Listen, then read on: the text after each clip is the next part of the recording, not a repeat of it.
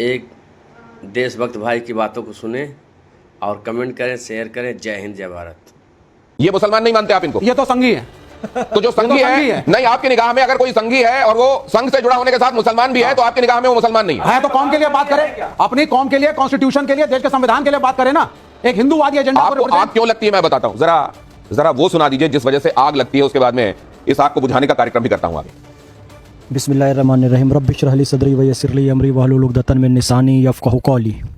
ऐ गिरि नंदिनी नंदित मेदिनी विश्व विनोदिनी नंदनुते गिरिवर विंध्य शिरोधि निवासिनी विष्णु विलासिनी जिष्णुनुते भगवती हे शितिकंठ कुटुंबिनी भूरि कुटुंबिनी भूरि कृते जय जय हे महिषासुर मर्दनी रम्य कपर्दिनी शैलसुते।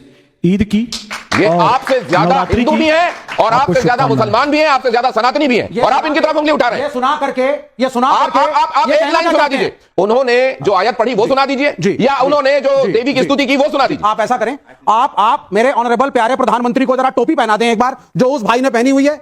आप टोपी लगा के आए हैं ना, प्रधानमंत्री नहीं पहनना चाहता है टोपी। आप पहना दें। आप कौन सा टोपी पहन के आए? आप टोपी को क्या पैमाना बनाना चाह रहे हैं? हम ये कह रहे हैं, ये एक मुसलमान को या एक हिंदू को एक दूसरे के टेक्स्ट को, धार्मिक ग्रंथों को रटने की जरूरत नहीं है। आप अगर ये नहीं जानते फिर भी आप एक अच्छे नागरिक बन सकते हैं। इबादत के लिए होती है, सियासत के लिए नहीं होती है। और सियासत के मंच पर मोदी जी ने इबादत का इस्तेमाल नहीं किया। जो लोग इफ्तार पार्टी का राजनीतिक इस्तेमाल करते हैं, नमाज, ईद और दरगाहों का राजनीतिक इस्तेमाल करते हैं, काली पट्टी बांधते हैं, उन लोगों को मोदी जी ने जवाब दिया। उन लोगों को सियासत में जरूरी है, रवादारी समझता है, वो रोजा तो नहीं रखता पर अफ्तारी समझता है। नहीं, छोड़िए। ये इन्होंने, ये आपने काला चश्मा क्यों लगाया हुआ है? आपकी आंखों में कोई प्रॉब्लम है क्या? नहीं, प्रोटेस्ट है हमारा। नहीं तो प्रोटेस्ट, काला चश्मा लगा के प्रोटेस्ट करने आए? प्रोटेस्ट कर रहे हैं। ये इस तरीके के तो आपके प्रोटेस्ट हैं। आप, मुझको लग रहा है, पता नहीं, मुझे तो टेप टाइप का दिखाई दे रहा है जो आपने ये पट्टी बांधी हुई है। सिंबोलिज्म है। नहीं, सिंबोलिज्म, और इन्होंने सिंबोलिज्म में काला चश्मा। अब जरा मैं ये देख लेता हूं। ये देखिए जरा, असल में विवेक श्रीवास्तव को जो नजर आ रहा है वो मैं बता देता हूं क्या नजर आ रहा है।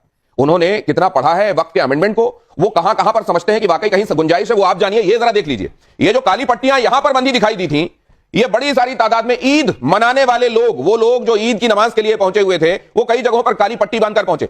उन्होंने कहा कि यह प्रोटेस्ट है। और इतनी भीड़ को देखते हुए विवेक श्रीवास्तव को यह नजर आया कि ये तो मैं उनसे कनेक्ट कर सकता हूं अगर मैं हाथ में काली पट्टी बांध लूं। वक्फ बिल के विरोध में ये जो काली पट्टी वाली मुहिम चल रही है, ये ईद का राजनीतिकरण हुआ है।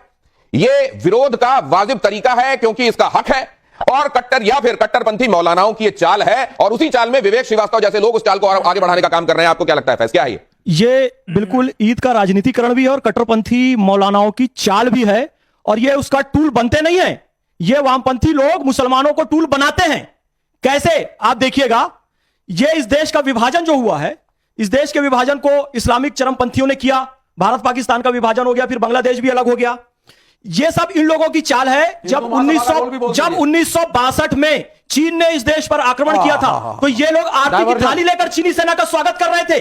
चीन से देश चलेगा, आज भी ये चाहते हैं, मॉस्को से चलेगा, क्यूबा से चलेगा। चीन में इस्लाम की हालत क्या है? चीन में इस्लाम की हालत क्या है? उइगर मुसलमानों की क्या हालत की गई है? चीन में मस्जिदों को उड़ाया जा रहा है, कुरान शरीफ का अपमान किया जा रहा है, दाढ़ी नहीं रखने दिया जा रहा है, टोपी नहीं रखने दिया जा रहा है, और यहां पर आकर ही बताते हैं मुसलमानों के शुभचिंतक है। ये दोहरा मापदंड अपनाते हैं, हमेशा अपनाते हैं। अब एक मिनट, आप चीन गए?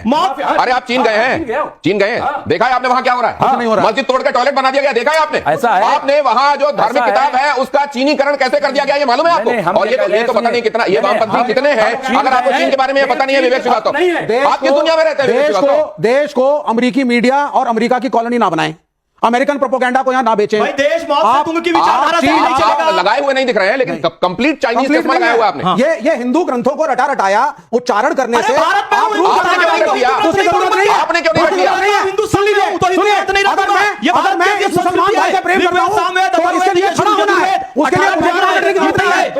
लिए उपनिषद है, ब्रह्मसूत्र है, गीता है। मैं एक बात जानना चाहता हूं, ये की बात होती है, पुराण की बात होती है, तक्षशिला नालंदा विश्वविद्यालय की बात होती है, सोलह संस्कार की बात होती है, गर्भधारण पुष्पवंश सीमांतों ने जात कर्म नाम कर्म निष्ठा प्राचर उपनयन आप नफरत करते हैं।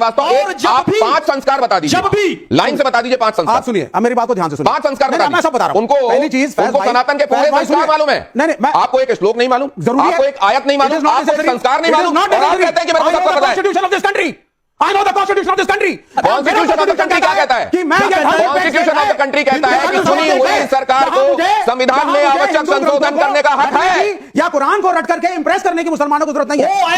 मैं मुसलमानों का भाई हूं, उनके खड़ा अपने होगा, देश की अजमत ये मेरे बताऊं, देश की भारत minority माता की है, जय वंदे मैं मातरम ड्रामा नहीं बोलूं, करता, तो ये मैं इंप्रेस मैं करूंगा नहीं करता। अरे मैं अपनी ये मां की बात इज्जत करूंगा, तो मैं आप- किसी को इंप्रेस करने अपनी आप मां की अच्छा इज्जत नहीं करता हूं, ढोंगी क्योंकि मैं कौन अपनी मां है? की इज्जत करता हूं, ये जिसने मुझे सर्टिफिकेट जन्म दिया, इसलिए सर्टिफिकेट कहता आप हूं, मत मुझे दीजिए। impress करने की कौन जरूरत ढोंगी नहीं है किसी कौन को। नहीं, नहीं, नहीं, एक सेकंड एक- जरा